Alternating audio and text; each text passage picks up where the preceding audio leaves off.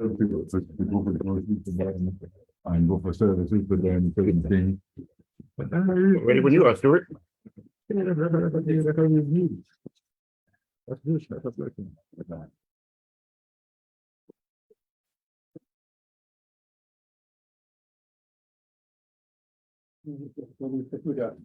no worries. Well, we have in Los Angeles, we have something called the Hollywood Do-Over. And since we have a moment now, perhaps, and we do have a wider audience, while we're waiting for Huda, perhaps you could redo your introduction. Sure. Thank you so much. You have the whole nature connection. The whole thing. shebang? Okay. And it's begin with an introduction of where we are and, Sure. thank you. Yeah, so right now we're at the Nature Connection. We're a nonprofit organization. What city or what to be in? Yeah, we're headquartered in Concord, Massachusetts, and then we serve Middlesex County, Massachusetts, in the greater Boston area. So we're a traveling program primarily. And our goal is to support the human spirit by offering connections to the natural world. We're primarily working with elders with dementia and Alzheimer's and memory care units. We're working with group homes for adults with disabilities, and day centers as well, and then group homes for children in the foster care system. So any of those situations, you're not able to just go outside and enjoy nature when you're having a really stressful day. You want to just like go take a walk or sit outside for a minute, play with your pet, take care of your house plants, whatever it is. These kinds of folks don't have that sort of regular access. So we bring in monthly programs, we bring in plants and animals, and just offer a space and the guidance to have connections with the nature, with the other people there in the room with you, and just a space to share and to be and connect. Now, is this a new organization? Were you? We're in our 40th year. Okay. Yeah, founded in 1983. Well, been around for a while. So, Stuart, why did you choose this location for our meeting? Perhaps you could explain to our audience what the connection with nature, perhaps. So this is the Emerson umbrella and it's raining.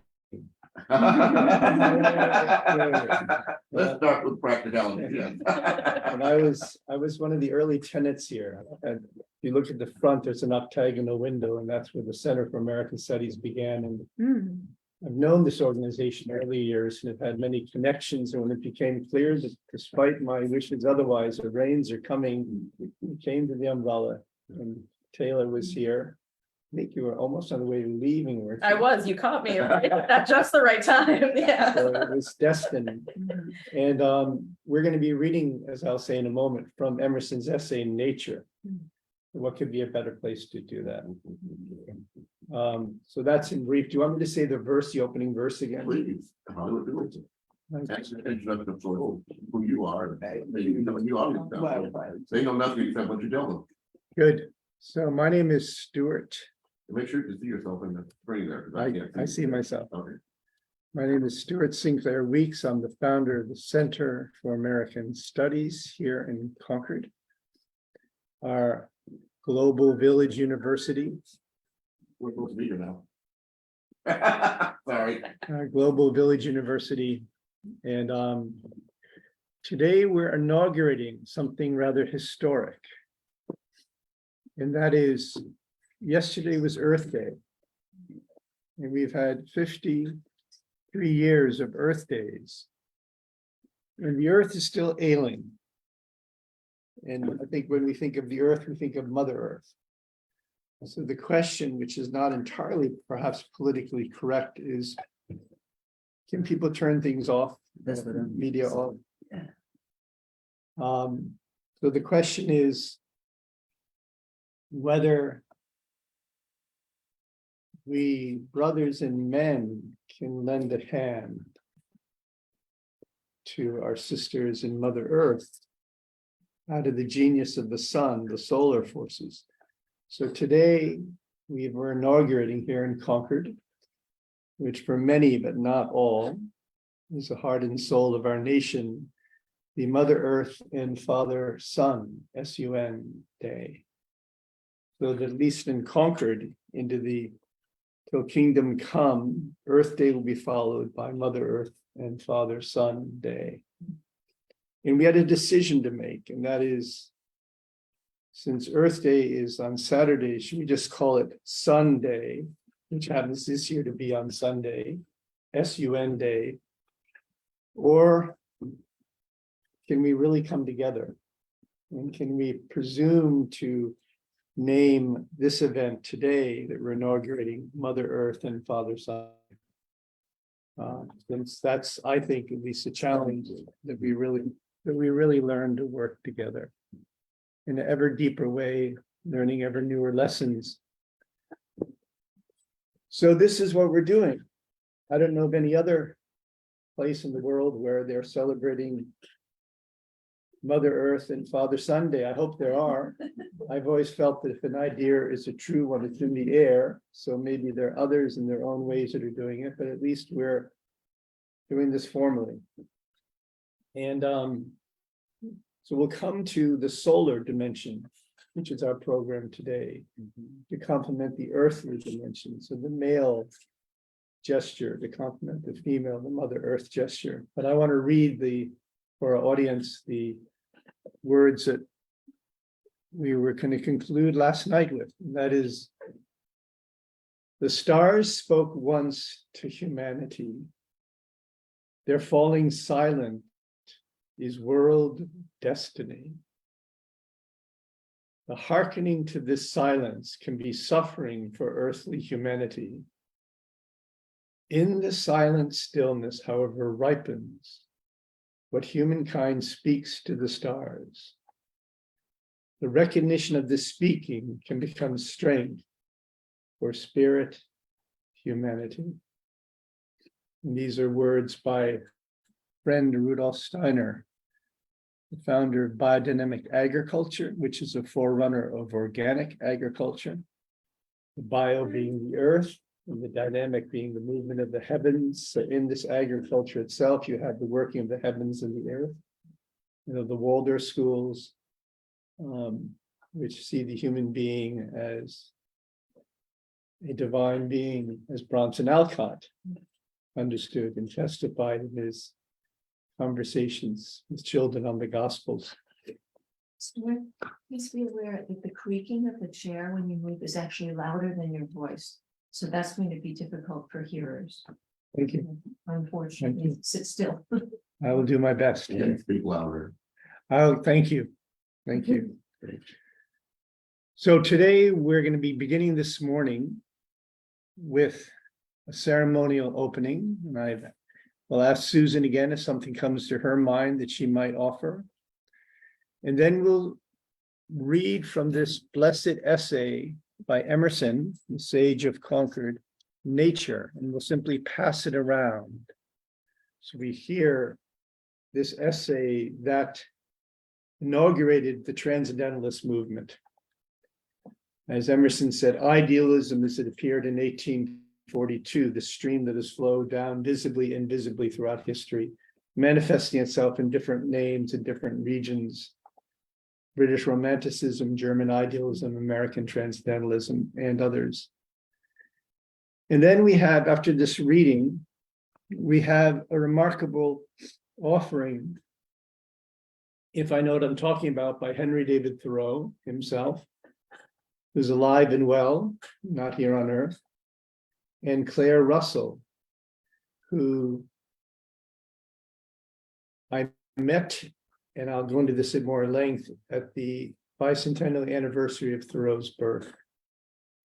And Claire, like all of us, has her gifts, and her gifts, in her case, are clairvoyance, clairaudience, and clairsentience, which means that she can connect with those on the other side. So again, if I know what I'm talking about, none of this is dogma. People, your own hearts will tell you if this is true or not. But after we do the reading and have a break, then Claire and Henry David are looking forward to joining us. And they will talk about this cosmic consortship between the masculine and the feminine, which is our theme for today. I'll go into more length with that, but Susan, if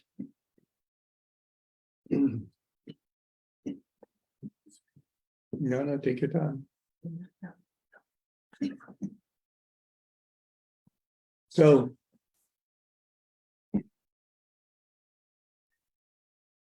do anybody have a song? We're going to be announcing this evening at 9 p.m.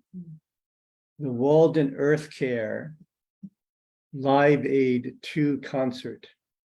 And I sent an email to Don Henley this morning of the Eagles, who has made Walden Pond his cause, and to other performers with whom we've worked to inaugurate the Walden Earth Care Live Aid 2 concert.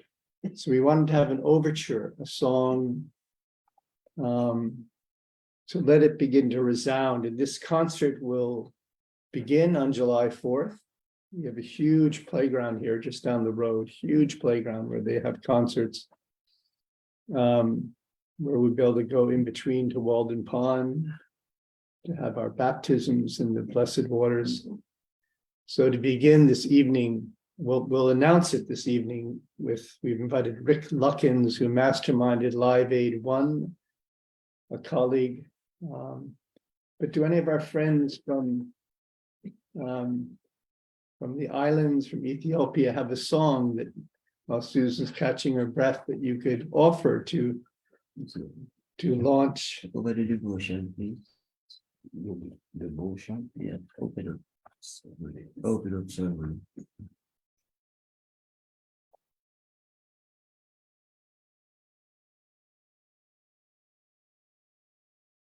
The song is for an event.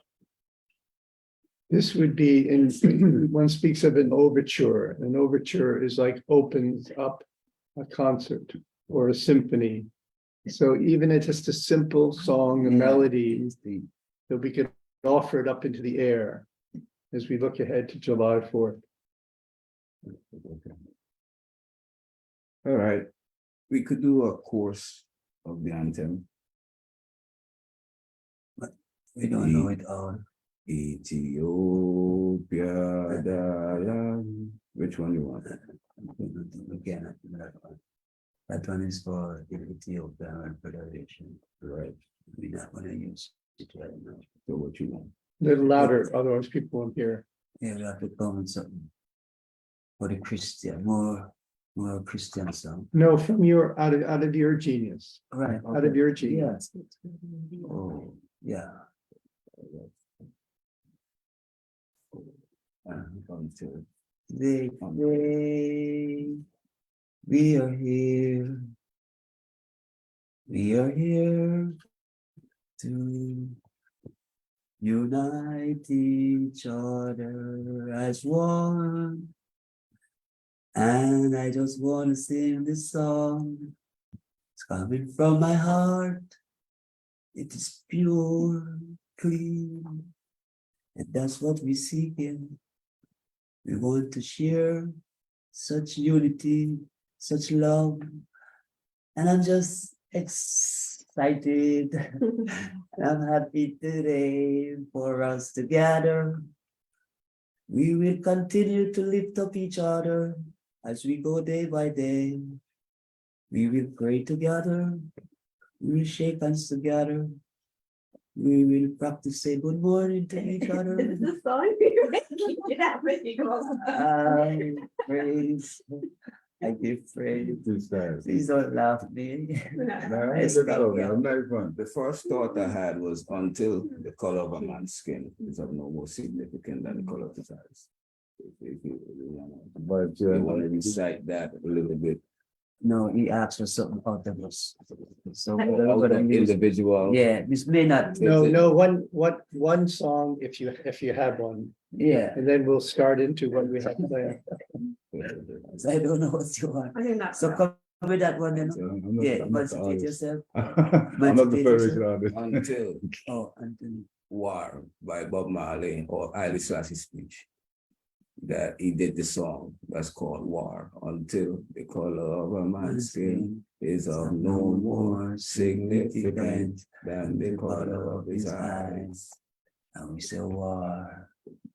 Until that day. No, we don't want to. Harmonic song. Yeah, Bob song. No, it's great. Let's, if you can sing it, please sing it. Right. If you'd like to sing it, please sing it. We could, when is it Dubai? Now, Right now.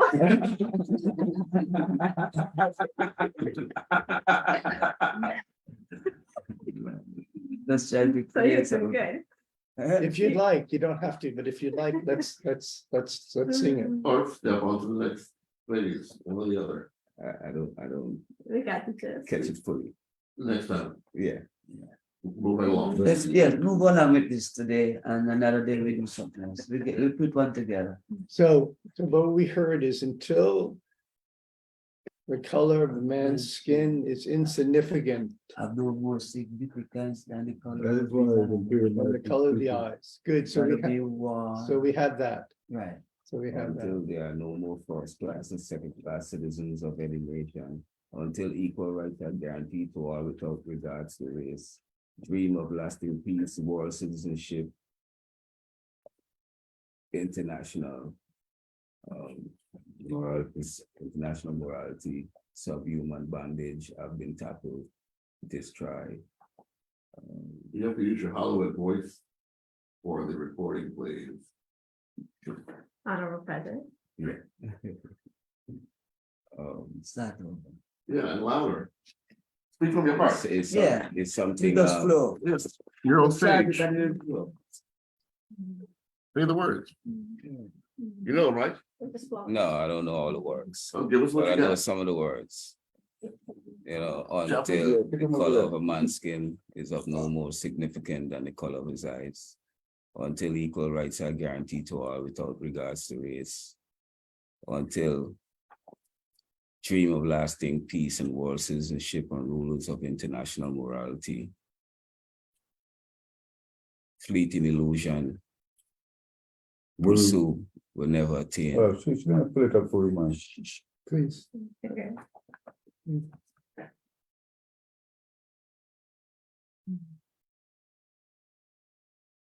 We've made a beginning. Yes, We made a beginning. thank you so much. We've made a beginning. Yeah. Right. So this is Emerson's essay, Nature. And I'm sorry, because Susan was going to do something, but she's not feeling well, so I'm sorry to She's I gone. put anybody on a spot. She'll be back. Yes, I think so. We put into work. She'll be back. That's all things that you know, do things like that. So we'll pass this around and people will be invited to read. I'd like to see if we can get through this. So people are also welcome to make comments, but if we could keep the comments more or less brief, so we can actually do this, get through this essay of Emerson's entitled Nature, which is really sets the stage. Emerson writes, and find the ancient percept, man, know thyself. In the modern percept, study nature. Become at last one maxim. So that in studying nature, we come to know ourselves. Ian Thoreau also spoke about the world as a lengthened shadow of ourself, which is a very, I think, evocative picture. The world is a lengthened shadow of ourselves. Why a shadow? How can it be illumined? How do we relate to nature in such a way that the way we think about it and feel about her and our deeds can illumine this lengthened shadow? So that's what our task is this morning. And I'd like to let these words of the solar spirit, Emerson, resound. We'll pass it around. Nobody needs to read, but if you do wish to, please read loudly so those that are with us can hear. And if you prefer not to, just pass it around. So this is the first deed we have to do. So I'll start. Our age is retrospective. We look back to the past. It builds the sepulchres of the fathers. It writes biographies, histories, and criticism. The foregoing generations beheld God and nature face to face, we through their eyes. Why should not we also enjoy an original relation to the universe? Why should we not have a poetry and philosophy of insight and not of tradition, and a religion by revelation to us and not the history of theirs? Embosom for a season in nature, whose floods of life stream around and through us, and invite us by the powers they supply to action proportioned to nature. Why should we grope among the dry bones of the past, or put the living generation into masquerade out of its faded wardrobe? The sun shines today also. This is Father Sunday. Also, there's more wool and flax in the fields. There are new lands, new men, new thoughts. Let us demand our own works and laws and worship. So again, if you wish to read, feel free to do so. If not, feel free to pass it on, but as loud as you can, so we all hear.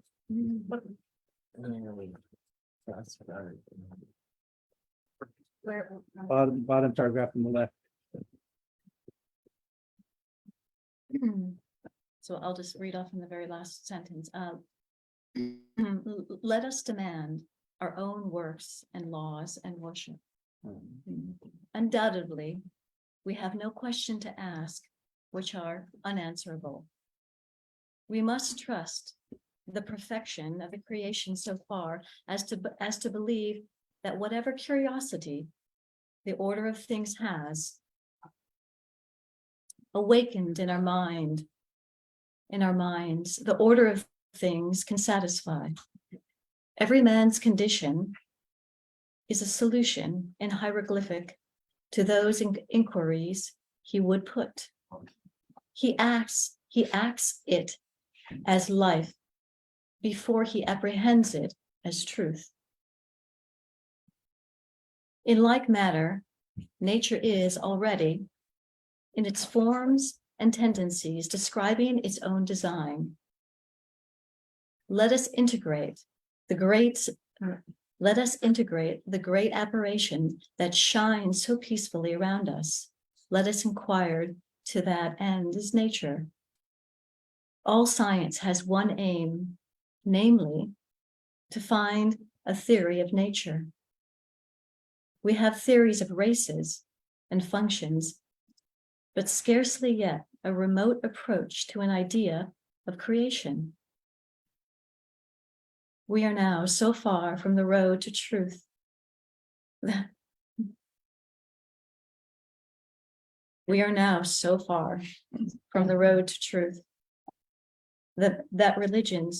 religious teachers dispute and hate each other, and speculative man, and esteemed unsound and frivolous.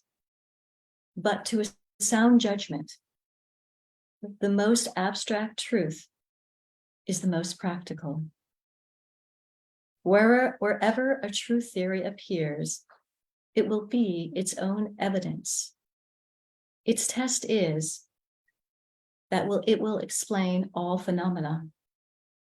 Now, mainly our thought, not only unexplained, but inexplicable, as language asleep, madness, dreams, beasts, sex.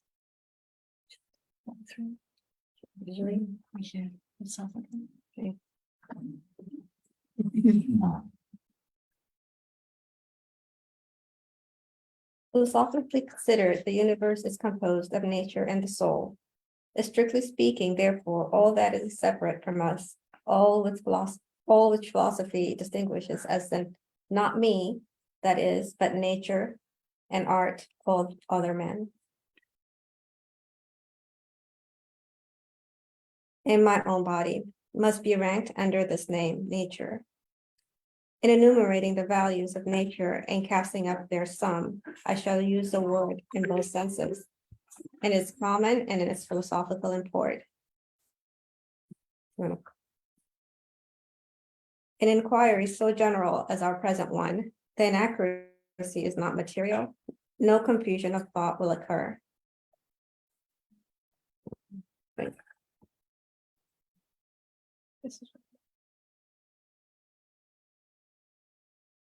Nature in the common sense refers to essences unchanged by man. Space, the air, the river, the leaf. Art is applied to the mixture of his will with the same things as in a house, a canal, a statue, a picture, but its operation takes together are so insignificant. A little chipping, baking, patching and washing, that is an impression so grand as of that of the world on the human mind. They do not vary the result. Go on the next page. Yeah, carry on if you wish. I'll read a little more, the next couple lines. To go into solitude, a man needs to retire as much from his chamber as from society. I am not solitary whilst I read and write, so nobody is with me. But if a man would be alone, let him look at the stars. The rays that come from those heavenly worlds will separate between him and what he touches. One might think the atmosphere was made transparent with this design to give man in the heavenly bodies the perpetual presence of the sublime, seen in the streets of the cities how great they are. If the stars should appear one night in 1,000 years, how would men believe and adore and preserve for many generations the remembrance of the city of God which has been shown?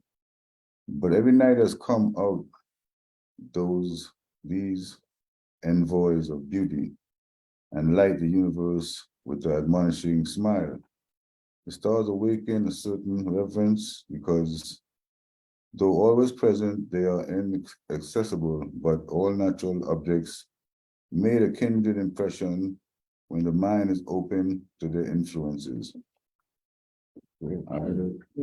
Start from, oh, sorry. I'll leave up at this. Okay. You turn the right behind the light, so let's see if I can get away from the light behind me. Maybe shift a little bit. Yeah, thank you. Yeah. Much better. Thank you.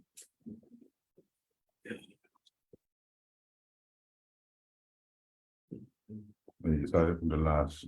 Yeah. Yeah.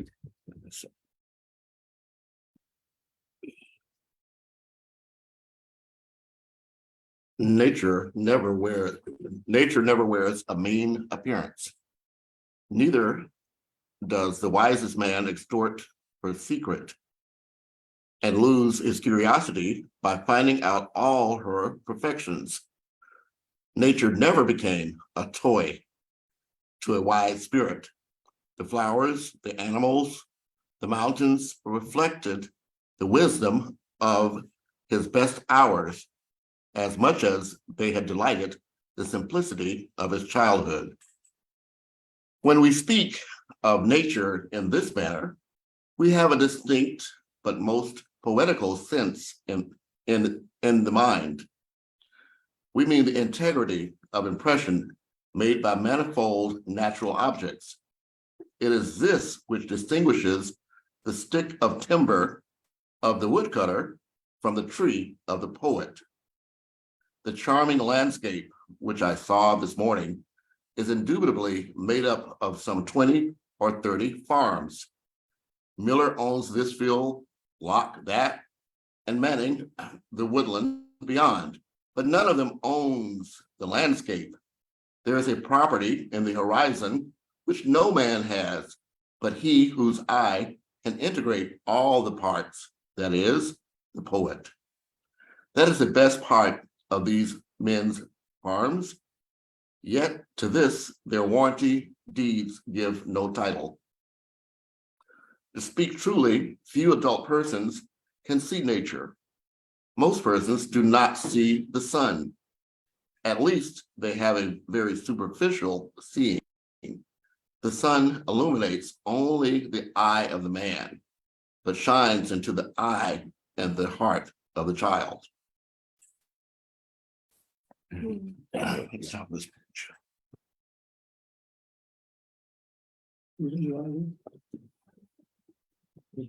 Oops.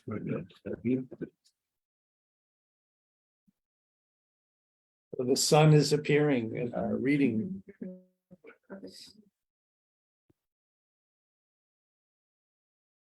The lover of nature is he whose inward and outward senses are still truly adjusted to each other, who has retained the spirit of infancy even into the era of manhood. His intercourse with heaven and earth becomes part of his daily food. The beautiful image, intercourse between heaven and earth. This is what we're talking about. In the presence of nature, a wild delight runs through the man in spite of real sorrows. Nature says, he is my creature, and maugre all his impertinent griefs. He shall be glad with me. Not the sun or the summer alone, but every hour in season yields its tributes of delight. For every hour and change corresponds to and authorizes a different state of mind, from breathless noon to grimmest midnight. Nature is a setting that fits equally well a cosmic or a morning piece. In good health, the air is a cordial of incredible virtue.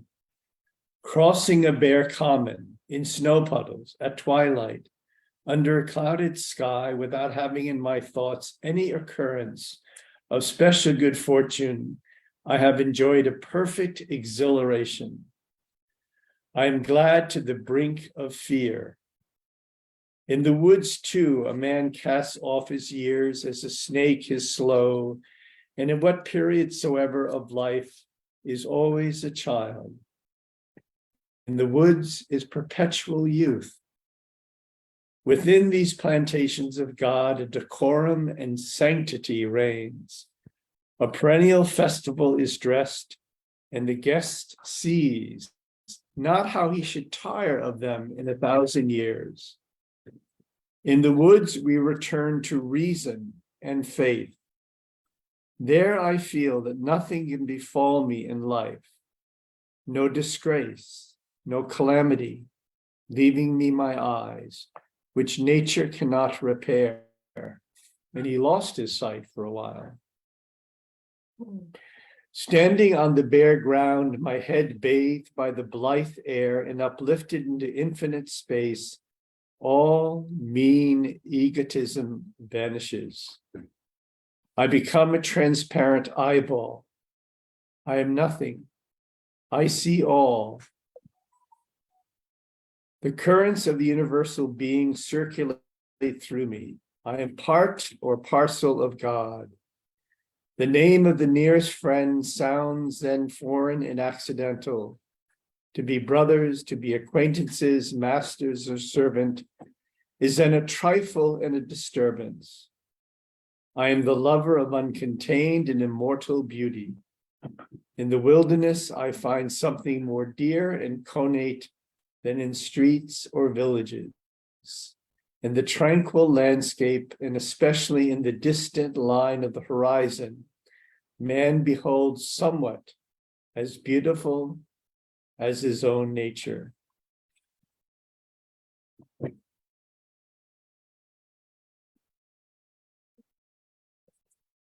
Well, I don't read here.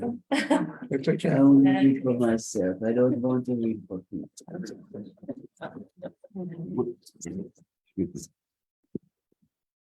They get better understanding, but I know what, and I don't want to be like. I'll just follow up in the last sentence. In the tranquil landscape, and especially in the distant line of the horizon, man beholds somewhat as beautiful as his own nature. The greatest delight which the fields and the woods minister is the suggestion of an occult relation between man and the vegetable. I am not alone and unacknowledged. They nod to me, and I nod to them. The waving of the boughs in the storm is new to me and old. It takes me by surprise, and yet it is not unknown. Its effect is like that of a higher thought or a better emotion coming over me when I am deemed I was thinking justly or doing right. Yet it is certain that the power to produce this delight does not reside in nature, but in man, or in a harmony of both. It is necessary to use these pleasures with great temperance, for nature is not always tricked in holiday attire, but the same scene which yesterday breathed perfume and glittered as for the frolic of the nymphs is overspread with melancholy today. Nature always wears the colors of the spirit. To a man laboring under calamity, the heat of his own fire hath sadness in it. Then there is a kind of contempt of landscape felt by him who has just lost by death a dear friend. The sky is less grand as it shuts down over less worth in the population. So this is the end of the first section. I just want to say a few words about it before we read on, which I think probably everybody here can relate to. I worked with a beloved Dutch doctor on a book called Blessed by Illness.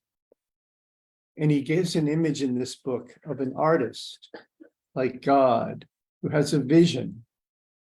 And the vision is that which looks out of the wings of the Sphinx with a bull and a lion. It's a human countenance. So this great artist, this painter, has this vision of the human being. And so he starts to paint. And it's not quite there, so he rips it off. And the page floats down to the earth. It has too much minerality in it. And the mineral kingdom is established. But he has a vision, that human countenance peering out of the Sphinx. And he paints again. This time there's too much vitality, life forces. And he rips it off and it floats down to earth. And we have the plant kingdom. And he strives again to fulfill this vision of the human being. And he paints, and this time there's too much animality in it. Not in a negative sense. I don't mean in a negative sense, because every animal is a genius in its own way. And he rips it off and it floats down to earth and it becomes the animal kingdom. And finally, it's time for the human being to step forward. But we can step forward because these kingdoms of nature took on these excesses, and excessive minerality, vegetativeness, and animality, so we could come to ourselves, not encumbered with these forces, which we spoke about last night when we raised the question, how many seconds in our life have we really been freed? Not acted out of our emotions, not acted out of the habits, our habit body, which has to do with the habits of the plants. They open in the morning and they close. There's a rhythm, and not burdened by our physical ailments. So the picture that's given is that these kingdoms of nature took on these excesses in order for us to come to ourselves, to be freed of the excessive minerality, the excessive vegetativeness, the excessive animality. And of course, who hasn't heard the expression, he's a bull, she's a cat, he's a snake. So we have this understanding somewhere in us But then the question arises, which has to do with Emerson's words, the world is a lengthened shadow of ourself. When we come, if we can come to this realization, then what is asked of us to do in service to these kingdoms of nature, mineral, plant, animal, that have taken on these excesses so we could become potentially free. We could come to ourself, our true self. And you have that image in the Sphinx. You have the wings of the eagle. You have the image of the bull in the lion, and then the human countenance coming forward out of this last kingdom of the animals. And as you all would know, anybody from indigenous traditions, when you have the right relationship to nature, then by bringing our consciousness to nature, we can effect communions through plants, through food. If we eat food from these kingdoms, salt, mineral, plant, animal, in the right spirit, out of our true I am, out of our individual, out of our true spirit, if we do that with gratitude and grace, then it is a true communion. And we are able in a certain way to humanize, or to even more than humanize, the food. The same thing with plants and medicines, that if the right consciousness we take from the mineral, plant, and animal realm, the extracts for medicines, then we're effecting a communion out of our spirit that has been enabled because these kingdoms have taken on these excesses. So once again, these words, nature is a lengthened shadow of myself. How do we illuminate? Let's take a few minutes for conversation on this before we go into the next chapter. Any comments people may have? I think that nature, why we just have to do basically what's necessary to keep the earth flourishing in a abundant, in a prosperous way. You know, just take care of the earth, take care of the resources, the land, the air, the earth, basic, basic accommodations of life that God provided for us, and just take care of it. Don't pollute it. Live in harmony, with it, and such. Basic common sense. We all know what we should do. Not to pollute the air, not to pollute our environment. And these are common sense things. I think that's common to everyone. That's the thing, Anyone who's in harmony with nature, anyway, anyone who's mindful of the environment and their surroundings, will be most common to ones and ones, each one. I think so. That's just my first off the top of my head. Thank you. Yeah. Creation. It all begins with creation. In creation, we have darkness, spirit upon the face of the water. The Most High said, "Let there be light," and there's light. Then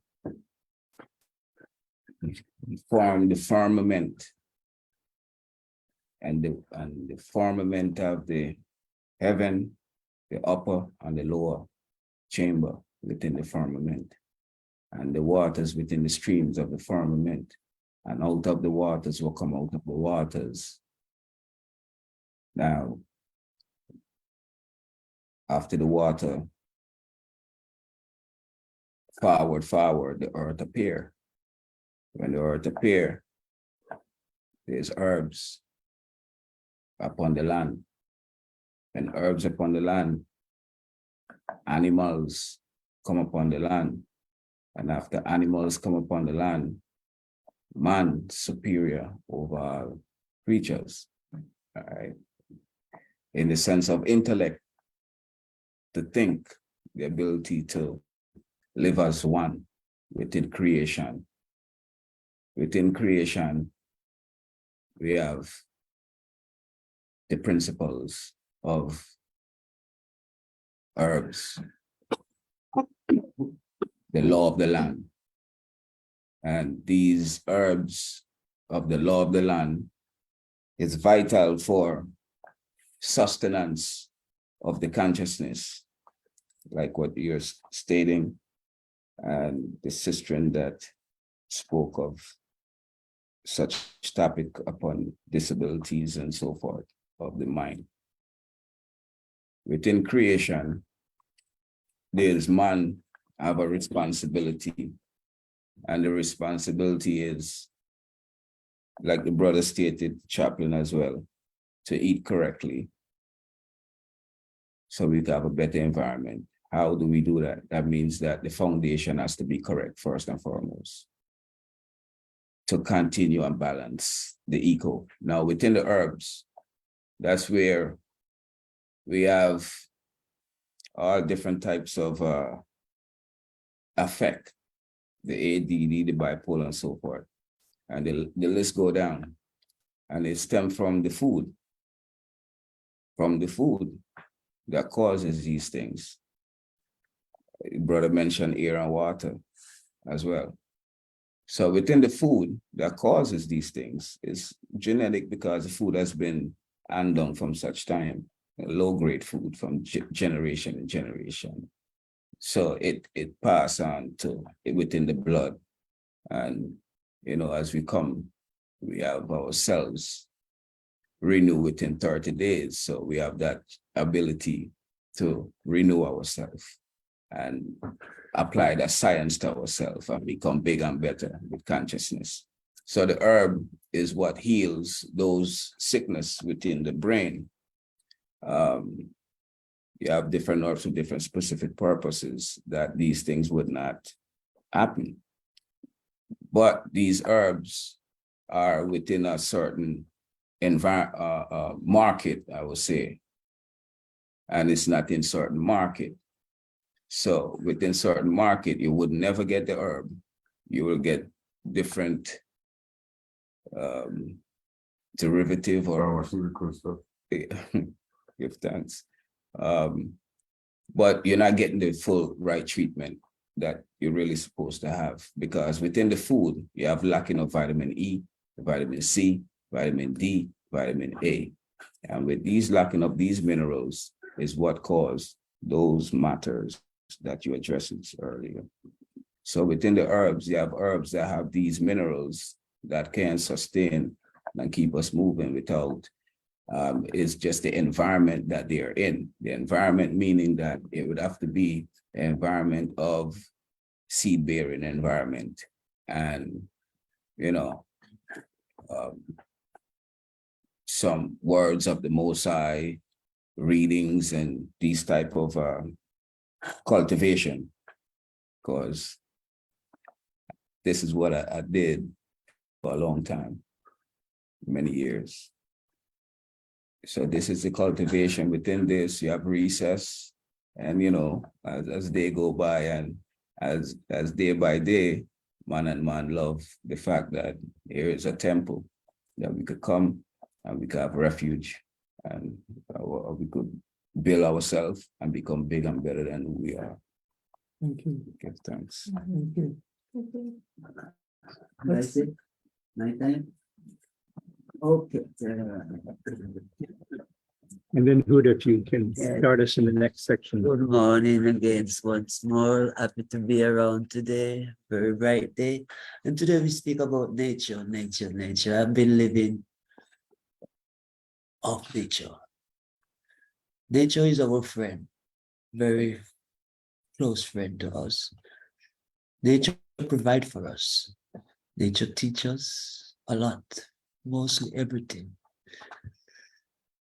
Nature is natural, like there is nothing new. There is nothing new. So what was created, what we learn from the nature, the water, the air, the flowers, all this is nature. They rely on us. We rely on them. It's such a beautiful thing for us to sit down, to look into, to share. Like nature brings 4 seasons. We're in the winter, the summer, name them, we all know them. In the spring. They all carry different energy, different, they do different things.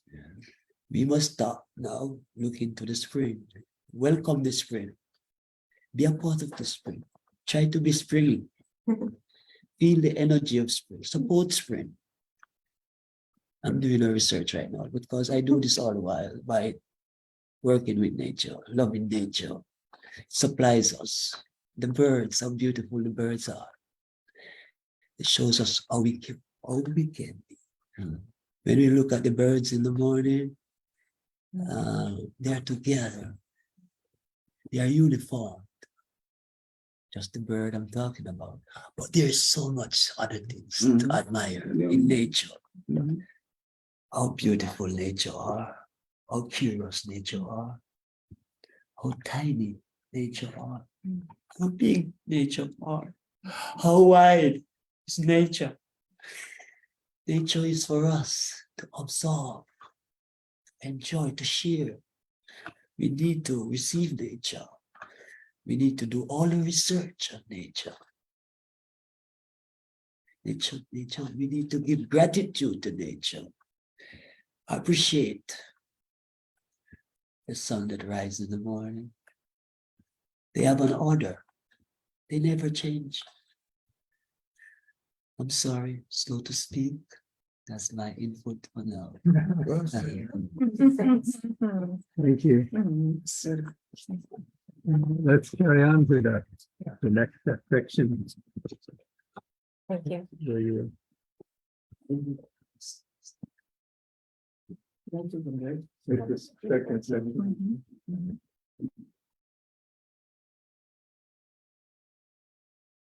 Yeah, thank you.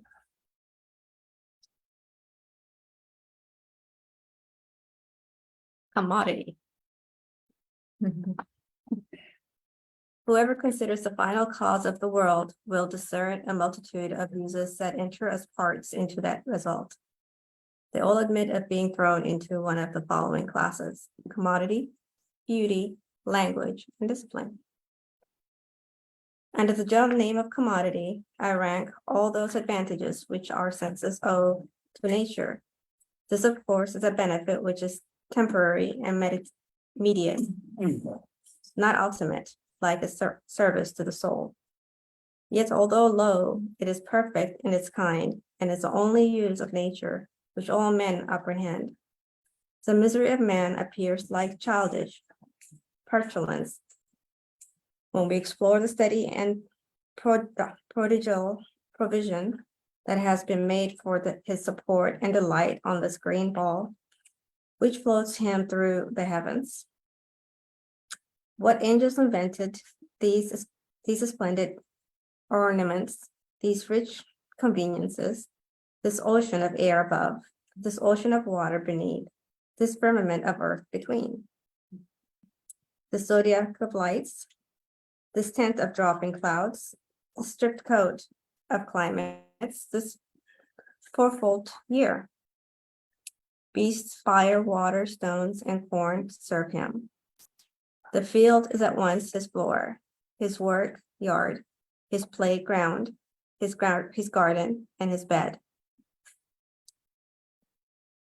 More servants wait on man than he'll take notice of. This is a quote.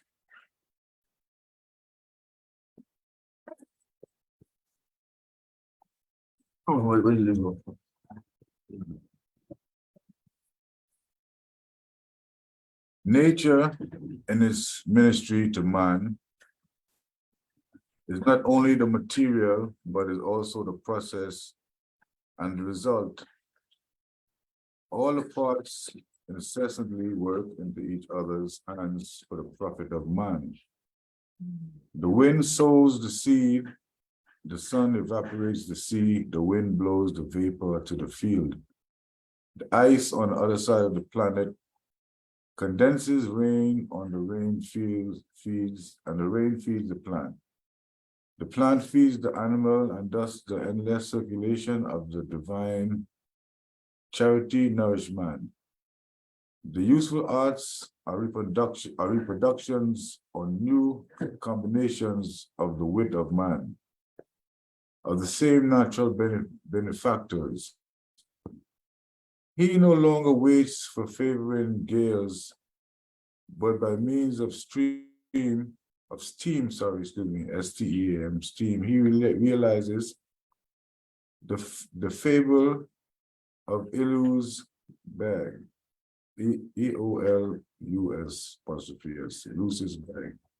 I don't know who that, but and carries the 2 and 30 winds in the boiler of his boat. The diminished friction paves the road with iron bars and mounting a coach with a shipload of men, animals, and merchandise behind him. He darts through the country from town to town like an eagle or swallow through the air.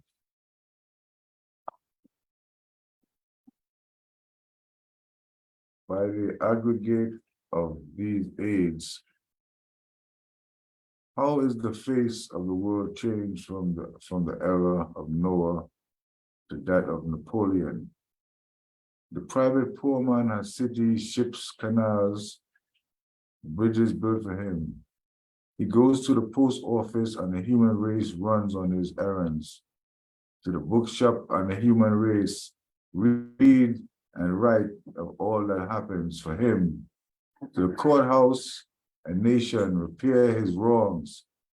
He sets his house upon the road, and the human race go forth every morning and shovel out the snow and cut a patch for him.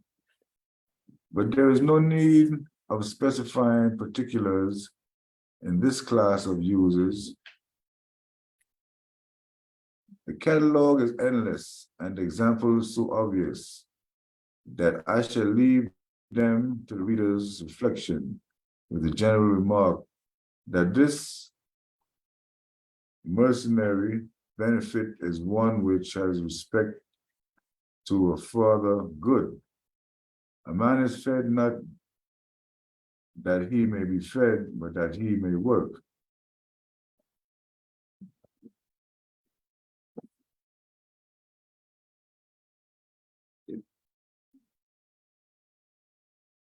Beauty. A nobler want of man is served by nature, namely the love of beauty. The ancient Greeks called the world skoilos, beauty. Such is the constitution of all things, or such the plastic power of the human eye, that the primary forms, as the sky, the mountain, the trees, the animal, gives us a delight in and for themselves, a pleasure arising from outline, color, motion, and grouping.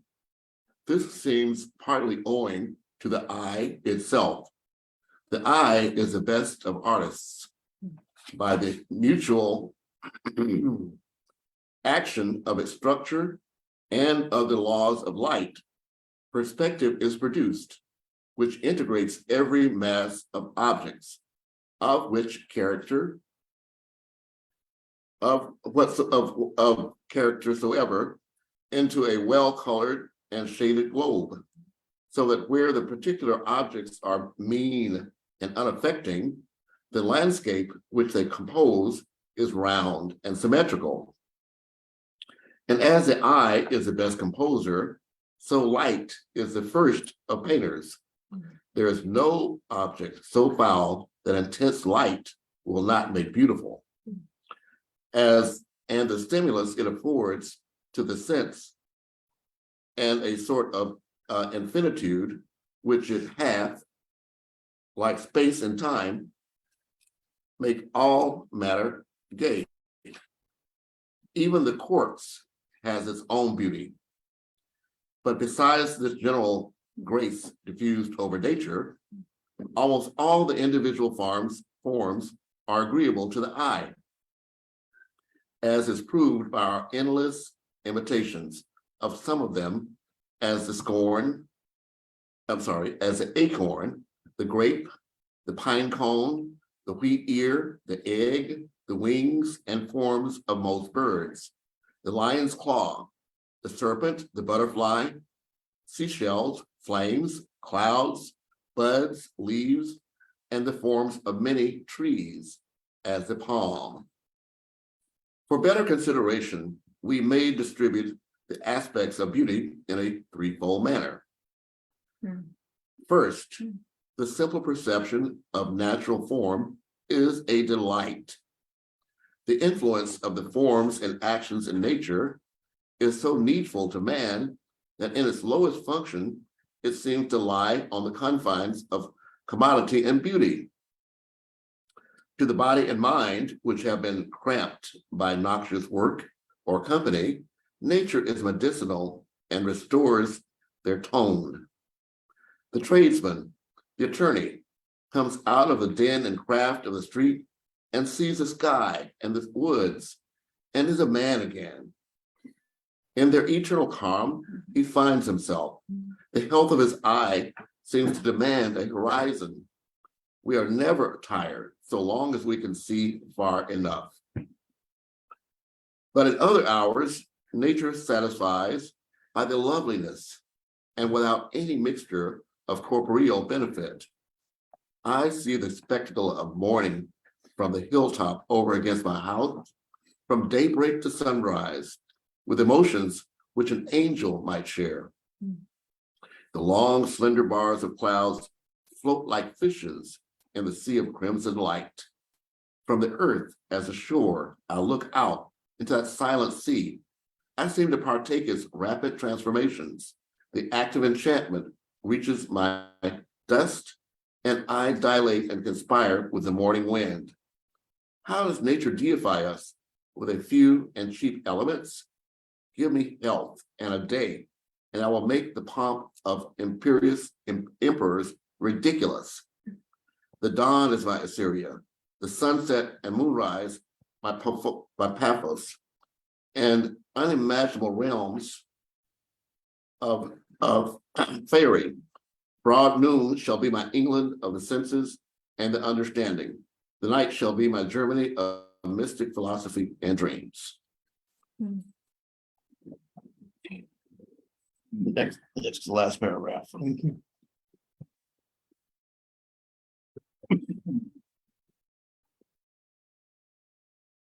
I'm going to read this last paragraph. Well, let's get through. Read this last paragraph, then I suggest we pause and take up a thread for the last half an hour. Then we'll have a break. And then we'll invite Henry David Thoreau and Claire Russell to join us in spirit. They'll join us over the phone, but over Zoom, but in spirit as well. So I'll just read this last paragraph. Not less excellent, except for our less susceptibility in the afternoon, was the charm last evening of a January sunset. The western clouds divided and subdivided themselves into pink flakes, modulated with tints of unspeakable softness. And the air had so much life and sweetness that it was pain to come within doors. What was it that nature would say? Was there no meaning in the live repose of the valley behind the mill, in which Homer or Shakespeare cannot reform for me in words? The leafless trees become spires of flame in the sunset, with the blue east for their background, and the stars of the dead calyces of flowers, and every withered stem and stubble rimmed with frost contribute something to the mute music. The inhabitants of cities suppose that the country landscape is pleasant only half the year. I please myself with the graces of the winter scenery and believe that we are as much touched by it as by the genial influences of summer. To the attentive eye, each moment of the year has its own beauty, and in the same fields it beholds every hour a picture which was never seen before. and which shall never be seen again. The heavens change every moment and reflect their glory or gloom on the plains beneath. The state of the crop in the surrounding farm alters the expression of the earth from week to week. The succession of native plants in the pastures and roadsides, which make the silent clock by which time tells the summer hours, will make even the divisions of the day sensible to a keen observer. The tribes of birds and insects, like the plants punctual to their time, follow each other, and the year has room for all. By watercourses, a variety is greater. In July, the blue pontidaria or pickleweed blooms in large beds in the shallow parts of our pleasant river, and swarms with yellow butterflies in continual motion. Art cannot rival this pomp of purple and gold. Indeed, the river is a perpetual gala and boasts each month a new ornament. But this beauty of nature, which is seen and felt as beauty, is the least part. The show of day, the dewy morning, the rainbow, mountains, orchards, and the blossom, stars, moonlight, shadows, and still water, and the like, if too eagerly hunted, become shows merely, and mock us with their unreality. Go out of the house to see the moon, and it is mere tinsel. It will not please as when its light shines upon your necessary journey. The beauty that shimmers in the yellow afternoons of October, who could ever clutch it? Go forth to find it, and it is gone. It's only a mirage as you look from the windows of diligence. Sweet. So friends, I want to offer for this last roughly 25 minutes before we'll pause, and then Emerson's dear friend, Henry David Thoreau, if I know what I'm talking about, will be brought in through Claire, whose gift is to communicate, to bring this other dimension. But we are on Sunday. We're talking about the solar forces. And so I want to turn to the role of men in our time, not just, quote, sensitive men or sensitized men. And of course, it's always good to be sensitive, but men also who have a sense for the sun spirit, who have a backbone, who know what it means to stand and even sacrifice, and above all, to safeguard, cherish, and enable our sisters in their work. And I'd like to come to that through one of my former teachers. I studied with him in AHIABGA-TV in Germany. And it was 30 years later that I said to myself, what does AHIABGA-TV means? It means at the foot of the holy mountain. That's where he lived. And that's where he taught me ancient Greek. He began as a child prodigy in music, very gifted. He went into the ministry. He was a Lutheran minister in Hamburg in the Nazi time. And one of the beloved members of his congregation came up to him as he was preaching, not against Hitler, but saying, folks, we got to wake up. He wasn't angry and aggressive. He was saying, folks, we got to wake up. And this beloved member of his congregation said, please, Herr Althoff, if you don't stop preaching against Hitler, we're going to have to take you away. He said, take me away. He wasn't just a sensitive, politically correct man. He said, take me away. They took him to the camps, but there weren't any camps. There wasn't even a roof over their head. They're just holes in the ground, in the mud, the snow, and the ice. And on Christmas Eve, they heard he was a minister, so they asked him to give a sermon. He said, if I can offer a sermon to the men, great. They hadn't eaten in, I don't recall what he said, a week or even longer. And he started the sermon. And about 5 or 10 minutes into the sermon, bread arrived. And he stopped. He thought, wonderful, bread for the men.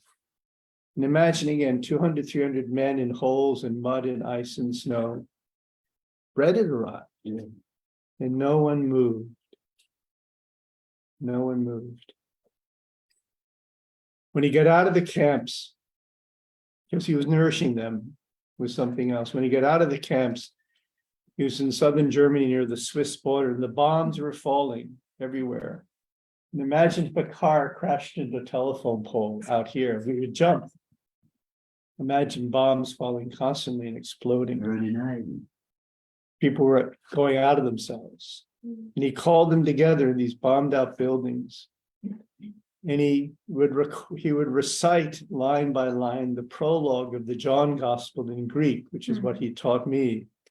And he had professors and cleaning ladies, and he'd pronounce one line, and he'd have them repeat it. So, en ashe, en ho logos, and they'd repeat it the best they could, and he'd take them through it, and that kept them in their bodies. That kept them in their bodies. He went on from art and theology to science. He wrote a book I have at home called Vater Unser, Our Father, which was his study of the Lord's Prayer in 24 languages that he had mastered. And I want to now come to the role of the individual in our process towards individuation, and also the role of the man. And we talked yesterday in a schematic sense of these 4 layers. So we have our physical body, we have our life body, our pulse, and our wrist and our neck, which is different than our physical skeleton. We have our emotional life, our soul body, and then we have our spirit. We talked about in our physical body, I'm male, you're female. In our life body, there may be an opposite happening. In our soul, we bring together the male and the female, and in our spirit, we transcend it. We talked about how the man, and this is a generalization, so it's limited, but the man lives primarily in his physical body. There are exceptions. You know, if a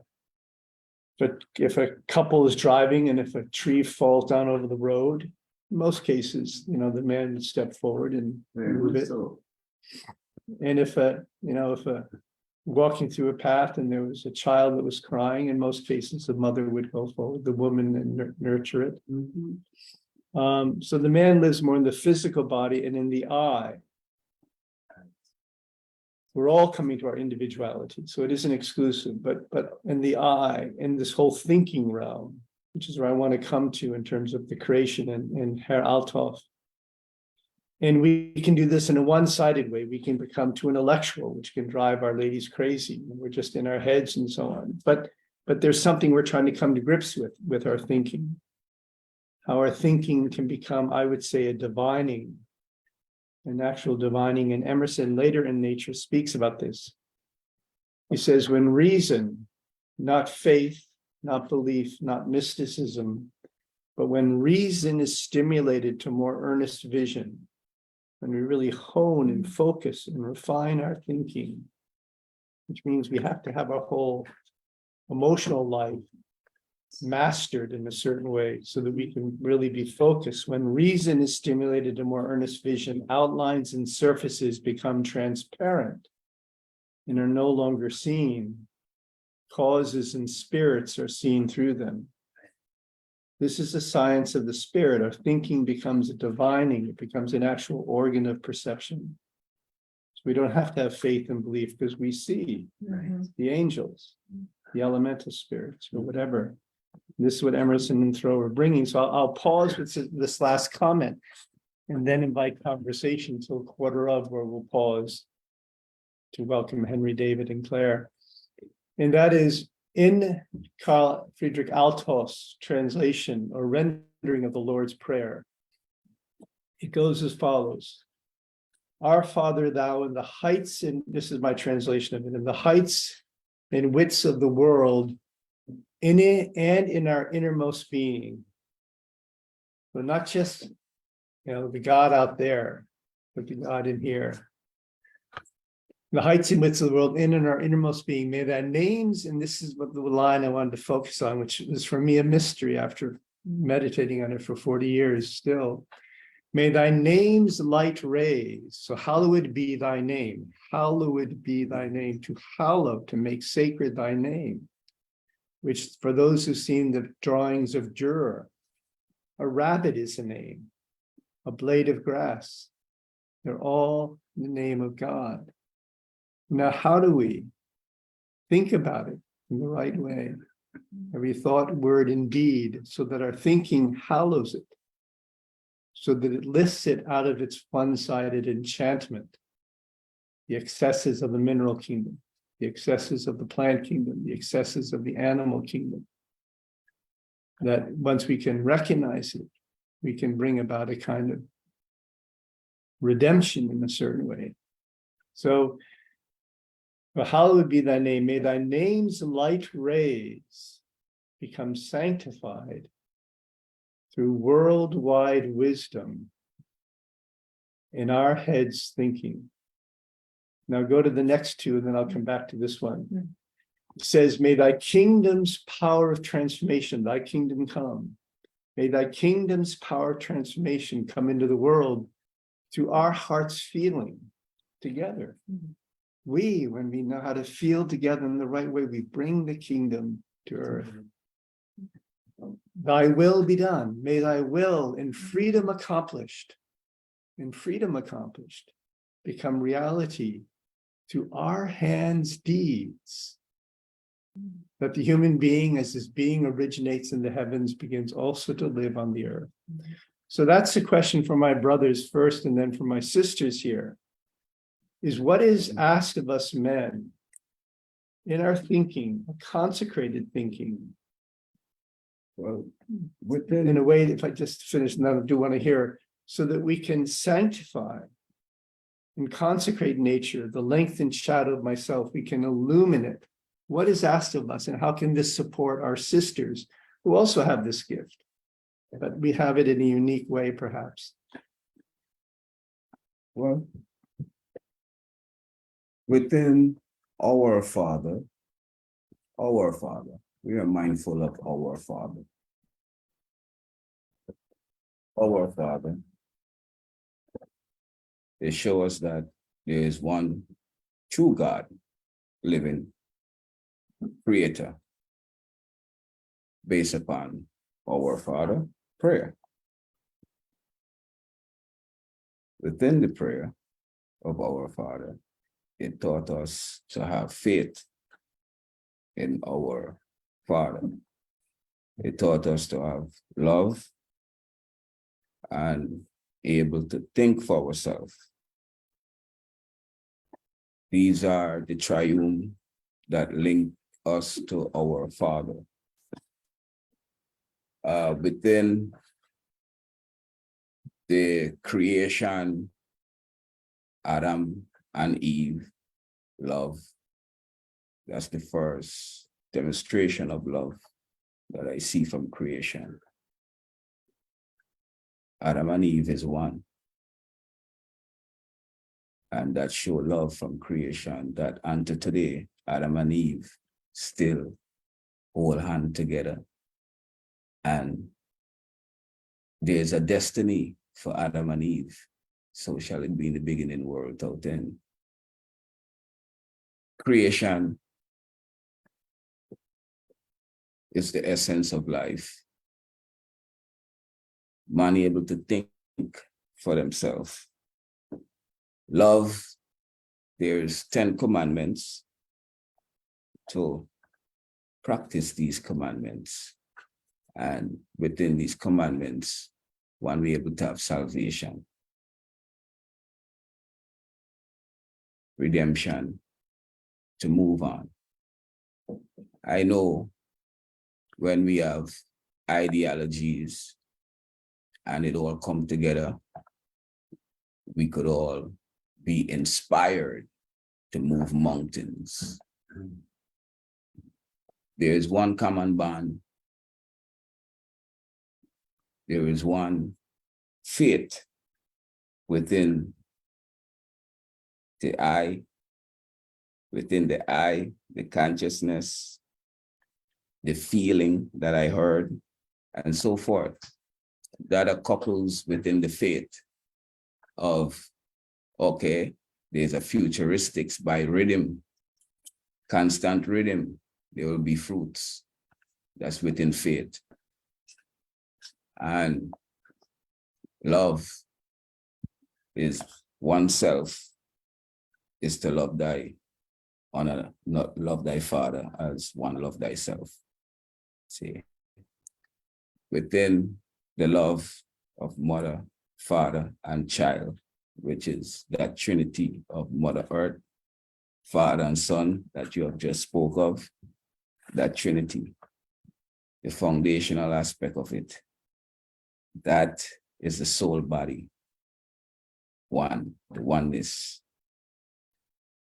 What we are doing as man, woman, in this one common bond here,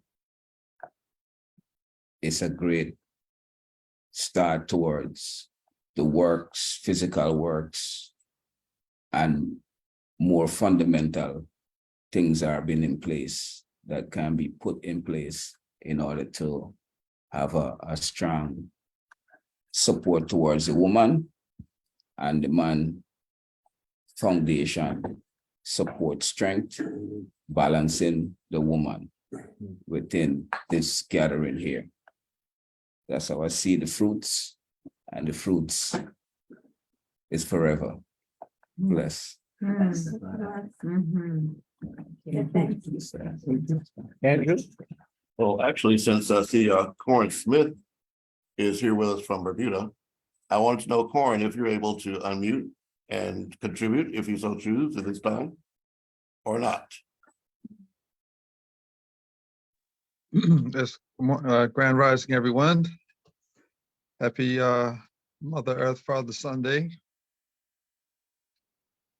I think without the interaction between woman and man, this gathering wouldn't be happening today. Just to state the obvious.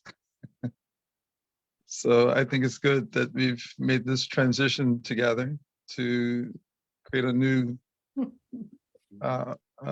transition from Earth Day into a new balancing of energies, Father, Son, and Mother Earth Day together. And I think it's great to see Ethiopian and American idealism and values being returned to that sort of utopian ancient order that was there from the beginning. Give thanks, everyone. So good to be a part of this circle. Thank you. Thank you. Thank you. Thank you, Corin. Good thanks, blessed. Anything you wish to speak to this theme? I'd like to hear from the brothers and then from our sisters. Certainly. Well, thank you all for allowing me this opportunity. My own experience is a little bit different from those of yours, perhaps. Even though for the last several years, since 1980, which has been now 43 years into the heart of Los Angeles, I really have been in the concrete jungle. So there's been a disconnect quite a bit between my daily life and nature in terms of concrete bricks. The trees I see here remind me of my earlier life in Macon, Georgia, where we had similar background, where we had trees, nature.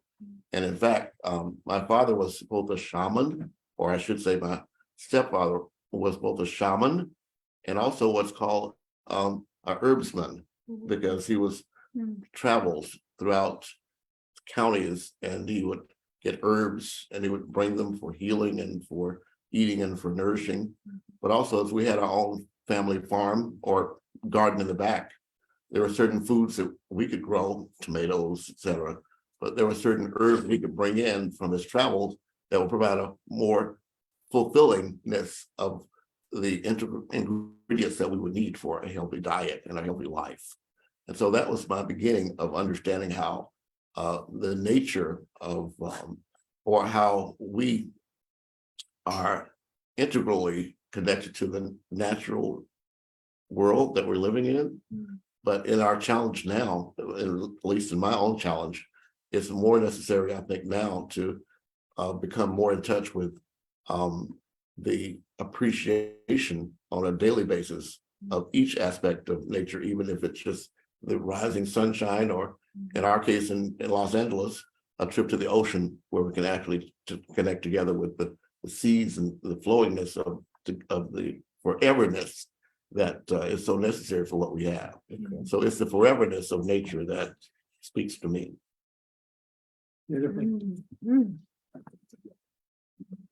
So the question for those who wish to address it is, how do we men use our thinking faculty in order to bring a kind of to lift the spell in terms of how we relate to the natural world, which has sort of been enchanted into this one-sidedness, these excesses of animality, vegetativeness, and minerality, took on these excesses so we would be freed of them. And anybody who knows illnesses like spasticism is the excessive minerality, and hysteria is the excessive, emotion.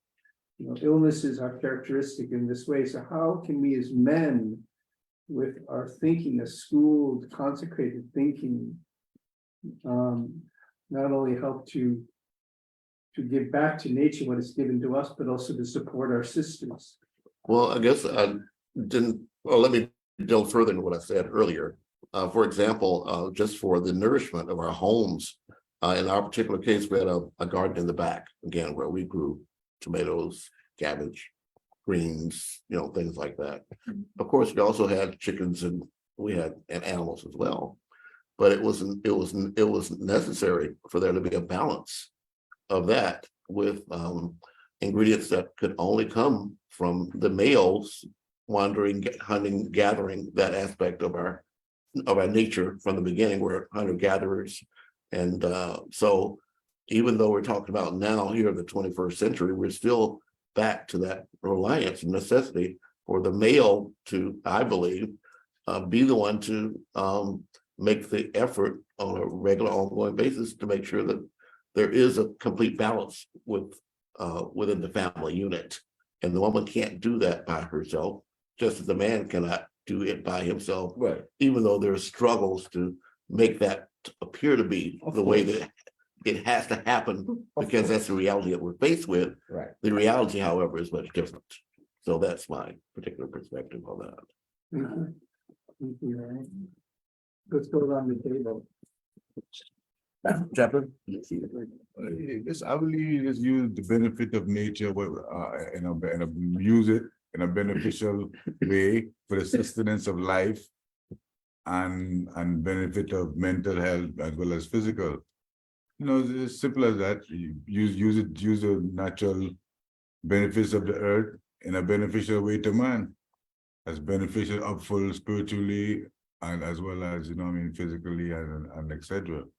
The land is earth is the Lord and the fullness thereof. The earth contains everything, so we just have to use it and respect it and utilize the benefits of it and give back to the earth as it give to us, medicinally, food-wise, and everything in general, etc. But earth is the Lord, is the fullness, it contains everything. Beautiful. Thank you. That's just my fullness in a nutshell. Thank you for your nutshell. I have a feeling my brother here has something to say. Yes, I do have something to say. Yes, I'm curious when I speak. I'm always try to think. So now today's Sun Day, and yesterday was Mother Earth Mother- and Father Sun Day. okay. Thank you. All right. So I'm not going to say woman and man. I want to say female and male. I want to address that female and the male. As you speak about the upper, within the lower and the upper. So we recognize we are the upper, the man is the upper. So the lady will honor the man. A good lady do that. Honor his husband. Because there's more strength in the man, masculine and ready to take on the lion, to defend the wife from the lion is coming. I will have to stand up to the lion, okay? So the woman depends on the man for safety, protection, support in every area. It's a balance. Woman and man is a balance. She's my shadow. I'm looking always for her. Yes, so there's a lot we have to absorb for the lady. And because she's my baby now, she will bring forth my future, my life. So she's the surface. She do everything for me. So I have to treat this with so much respect, so much love. I go beyond, above and beyond for her. Because I am the king. I am now the king. I am the man which she now respect that. Without the respect, I cannot go to that level. So this vice versa is beautiful, but you have to take it to another level with the spirit. It's a spiritual energy, which you may treat her like that, but I will maybe treat her like this, which we are all men. It's not for me to compete with you, with her. Maybe you could look at how I'm treating her and you would learn. Look at them, they are light in our life. Why we can't do like that? So we must take things to another level. Relationship is something that is important, very important. I used to live all my life without a woman because of my culture. Nobody wants me, no woman wants me. I was refused because I would not push myself neither. I respect my culture. I respect myself. So I have to wait. I have to wait for a person who will likes me, likes my culture, likes my lifestyle, appreciated me, for me to relate to her. Anyway, I don't want to say too much because we don't have much time. So I stop now. Thank you. Thank you. I go with the spirit. If the spirit says stop, I'm going to stop. I'm working with the spirit. So I'm not doing nothing of myself. You see, I'm not reading a book. So we have to go into ourselves now to answer this question. We have to think deep about the question. Look into what the question is. Because words, we have to be careful how we speak the word. Because if we speak the word right, we will get the support of the word. But if we are speaking the word wrong, we cannot get to collaborate each other together. Because it's like negative and positive. They work together, but they must not clash. Yeah, so we cannot do without the negative. We must appreciate the negative. Don't say you're not negative. We are all negative. And that's like the woman and the man. So we're gonna expect negative from her. Don't think she's gonna be positive all the way. But you as the king now, you as a man now, are gonna say, baby, how can you do that to me? How can you do that in front of the people? What are you telling them about us? So it's, I'm just don't want to go further, but it seems like I take it up. Thank you. It's so nice to share this. Okay. No, I'm sorry. So friends, thank you. Yeah. Let's pause for a moment because we do have this very special meeting with, I would say, Henry David Thoreau through Claire in 15 minutes. Let's take a break. There's men's and women's room. You can stretch around, but please don't come back at 11. Please come back a few minutes before 11. Okay. We're adults and I'm counting on you because we want to keep the schedule going. So let's pause now and we won't drop this thread. We welcome your feedback, ladies, sisters. Right. But I want to keep us here. We'll have other occasions in the day, including over lunch, to talk about this in greater length on this Mother Earth and Father Son Day. So let's pause now and let's gather a little bit before 11. Okay, what time is it now? We have what? It's quarter of 11. Okay, we have now 10 minutes to play. Yeah. So Corin, we're going to take a break here for about 15 minutes and we'll be back. But I'm gonna leave the Zoom room open for anyone else that comes in. Gonna put a pause for you, Yes, I'm gonna actually, and then I can- all right. So I'm gonna pause recording.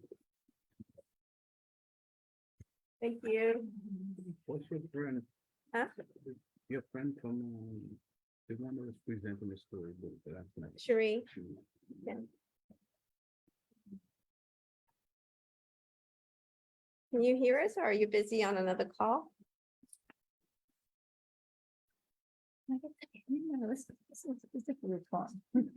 Oh, hey, sorry, I thought, I didn't say I was on mute.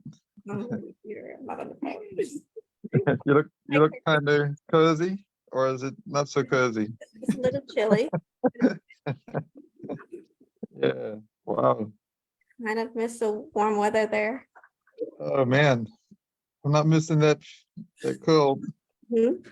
Did I miss that, was that 50 degrees?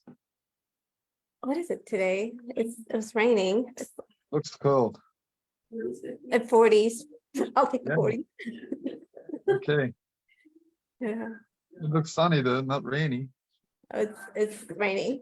It was raining. Let me see. It's not outside. This is the Walden Center? I'm sorry. Is this the Walden Park or the, No, we're in a building. What building are we? Do you know? She can tell us, but I can't. Yeah. Where are we?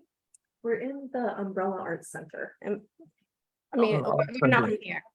Oh, it's in Concord, Massachusetts. It's a community arts building. Okay, thank you. Yeah. Oh, So okay. computer, you've heard. Okay, I've heard about the umbrella. Okay, That's the actual location, huh? Art Center. Sorry.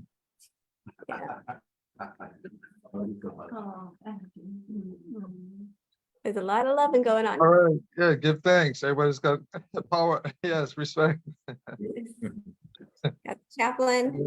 Everybody in good hands. Wow, looking well. Hmm? It's quite a orientation going on with Stewart. It's a lot of like soul cracking. It's got the university is in action. For real, for real. All right. Beautiful. Well, thank you for joining us.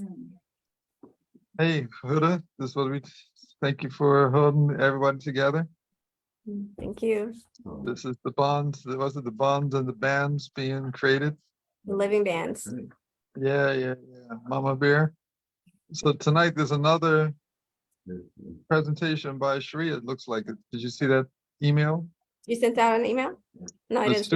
Stuart sent out an email. I don't think he saw it. No, So, Stuart sent out an email. yeah, but he fell asleep last night. No, but yeah, well, okay, So well, this is he wanting to bring last night's again, not realizing we had it? I had to talk to him about it because he's saying tonight there'll be a presentation by Cherie I and think he overlooked, unless he talked to her. He may have thought last night was today. I don't know. yeah, this is just interesting. It's Yeah, just- we haven't talked yet. Right, this is where team building comes to terms, like, you know. Yeah, he's saying tonight there's, what I got is another presentation also about the concert the concert of concerts for Live Aid 2 and all this stuff. Yeah, he just So mentioned, yeah, he sent this out at 5 o'clock this morning. yeah, he wants that to happen in July 4th. Yeah, all that like last minute sort of pressure, you know. Yeah, I think he's enjoying what he's witnessing, the team building that we have, and the value within the team is impeccable, you know? Yeah. So I just figured it has to be a certain post-mortem Mhm. sort of like on the line there. Yeah. I mean, I think this is probably the first time he's been around, I guess I want to say Black people. Yeah, Outside of the race card. right. Yeah, And Honorable President Dwight. yeah. was asked to, well, we were asked to come up with a song. And Honorable President Dwight mentioned the war song. Yeah. You know, Bob and- Marley Ward, yeah. yeah, and it's so timely, I think. Mhm. And I think, what is it, like, we have Haile Selassie's birthday coming up, right? Correct. What is it, Correct. 60th anniversary? And I think, you know, he needs to know that we have Rita Fest already in hand to do things. Mhm. In terms of like, Mhm. So it's gonna be right around the corner from there, so it's gonna be from Wheaton So- here. yeah, if we announce this thing at Rita Fest, I think nobody's gonna complain about that, you know? Oh, I think she would love to line up with him. But we can assert that now that his opening up his own, you know, thought process. Now, we already have a production in process that can put this energy. And yeah, that's my take on it. Let's So, use, Cory, can you do a blueprint plan today, like, that we could make an action plan? Again, I see Damien in the round table who has to be in the midst of this. To the events that are coming up, like concretely, you know, what are we gonna be part of? I Mhm. think we're gonna be part of the Bermuda Day Parade, because I don't know if you guys apply. yeah, that window is passed. Hmm? We're not, I haven't talked about the Bermuda Day Parade, me personally. Mhm. I don't think that, I think the purpose is done. yeah, you have to get the money sorted out, you know? Corinne and Huda, Hey, Stuart, the son of the former Prime Minister of the Congo will be here within an hour, Michel Okay. Lumumba. all right, Just so you know, and we can connect them with our Ethiopian friends. He and Noel from Senegal Did you hear will that? be with us. okay, great. Honorable Dwight. Just so you know. Okay, thanks, Stuart. Stuart, Say thank you. Stuart's work. Okay, that just highlights the African diaspora component. I So, mean, yeah, basically, we've got Andrew, representative of African American and, you know, the native Yeah. part. mhm. And, So- you know, we've got all the nations here, I think, between us. It's just as I, you know, I put I don't know if you saw the list of names I put to you this morning on Telegram, Yeah. in terms of the money connection to Jay Amaran, who said, give him a memo. He will take it to the Indian families. Mhm. I did, You know, actually. I'll text him again. But we're doing this, to me, what we're doing now is solidifying how we use the book, which is about Ethiopia and your grandfather, right, to raise hard cash Okay. when all said and done, because there is hard cash there, you know?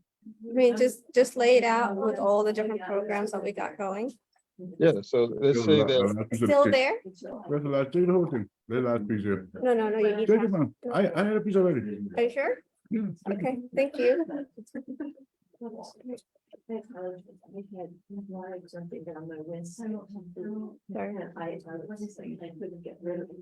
Oh, thank you. Ruby still. The song that I think wanted to say. I love it. Hmm, They're feeding you, you're not feeding them. I know. Eat, eat. I'm looking to see, like, I wonder if there's like, a vending machine or- Is there a vending machine? Do you mind? I don't think there is. I can't even say fortunately. Thank you. But I've switched out this chair with like a pillow. Well, this is something better than nothing. I got. Okay, And I children to go. So- Okay, yeah, and I'll stay still on. Have you- I won't move around. And interrupt your. Disrupt the audio. Here, see. how it moves back. No problem. So Claire will be coming in a minute. Okay. Oh, on the computer. She there? Mm-mm.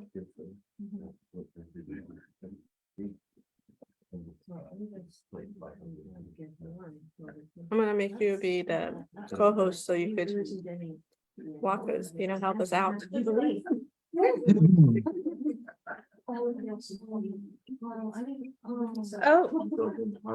is that a coffee or tea? That would be great. That's why I was asking for the vending machine, something to drink. Thank you. Maybe I should have asked for the right thing. When you're in a family house, you ask for, is there coffee or tea? You don't say, is there a vending machine or store? Right, yes. So would folks please begin to gather, our friends? It's good to see you. Better to see you. And I see smiles. Mm-hmm. I like to watch you eat. Thank you. Okay, everybody could hear you, of course. Oh, okay, it's good to watch you eat. I was making sure. Thank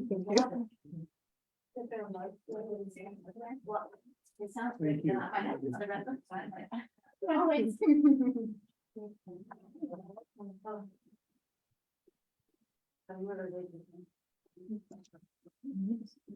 Okay. Are they stuck? Okay.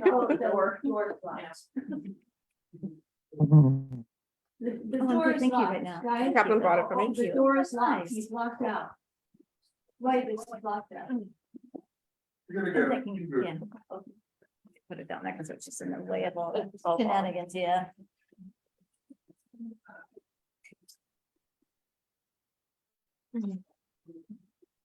Oh, it's beautiful for regrouping. So they're expecting somebody to You call in didn't by plan, Zoom. nobody's coming in. Should I send you the email? The link? You're not here. I'll just use that. Okay.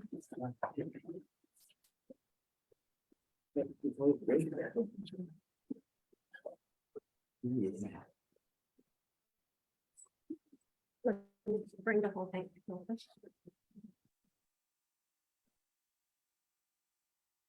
Thank you.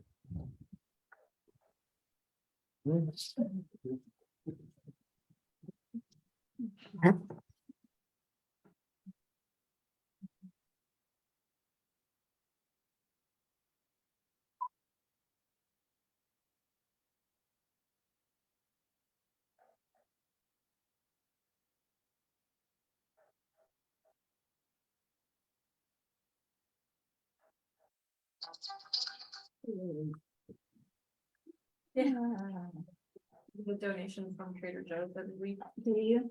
for flowers and everything that doesn't sell very week. You've got so many beautiful things all around here. I love this, the animals are being the media. Yeah, that was the original name. Yeah.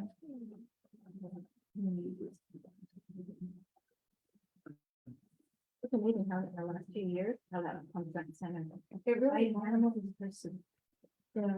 Yeah, animal assisted therapy and all of the benefits there. It's having unconditional love. It is, and it's something dynamic and reactive and it's present.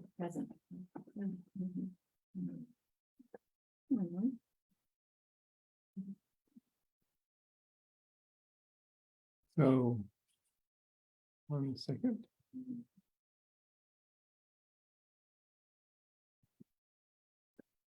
Need to grab just need to grab the whole. Make this full. Why everything has been Oh, you should see how, my daughter has 5 guinea pigs. They're like. Yeah, they don't have a neck. They're the cutest things ever. Their bellies just dry like a worm. They have to. I know, and we, we can't help it. I used to tell them like, you want to die or something. Like, oh, no, they still die happy.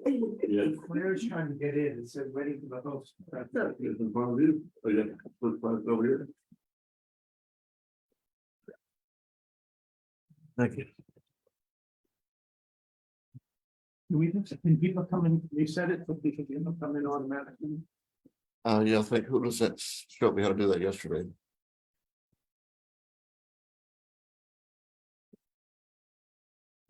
Okay, I've disabled the waiting room, but I don't see Claire. Yeah. And you didn't come in either, so you may have to, maybe just text him the link. Because earlier he said he came in and he wasn't in.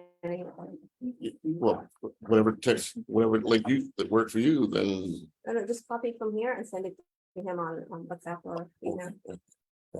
Send it via email, Claire. Yeah. So we're some confusion, we're sending you the link in there. I think they're on a different side. Let's Oh. wait, if you can wait a moment. Okay. Thank you. Thank you.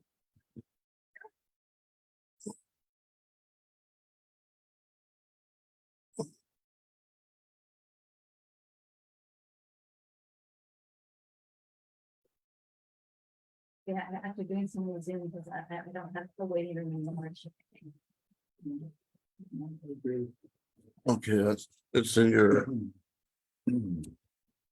Okay, I'll send it to everyone again.